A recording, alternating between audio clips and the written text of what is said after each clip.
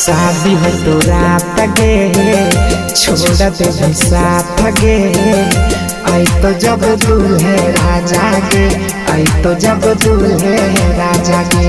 टूटत दिल गे होते मुश्किल गे।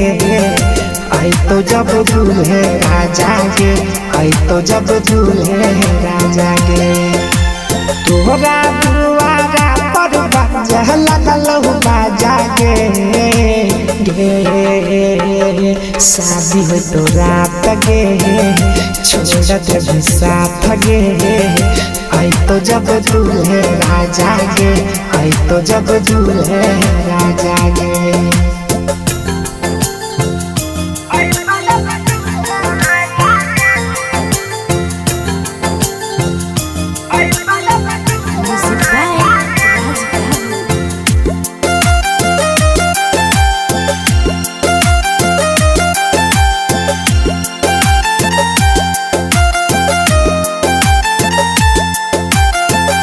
छोड़ी के जाई भी हमारा भुलाई भी, तोरा बिना हम बोल के ना जियाबो।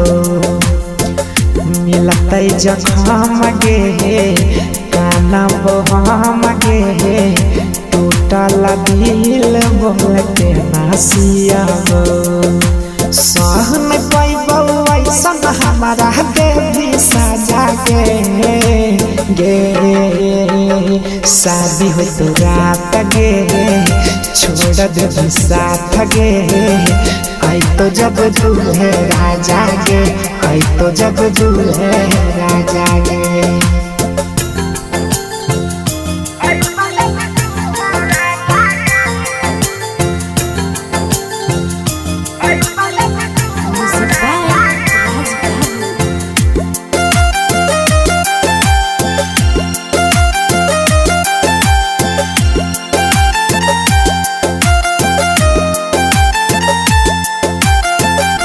आई तो बारात गे लेके जैतो साथ गे।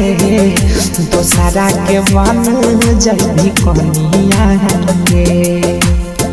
तोहर दीवाना होई तो बेगाना, सुजीत सनम के चढ़तो पनिया गे।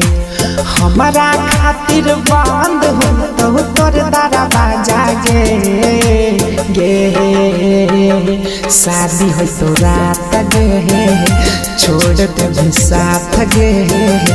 आई तो जब दूल्हे राजा गे, आई तो जब दूल्हे राजा गे।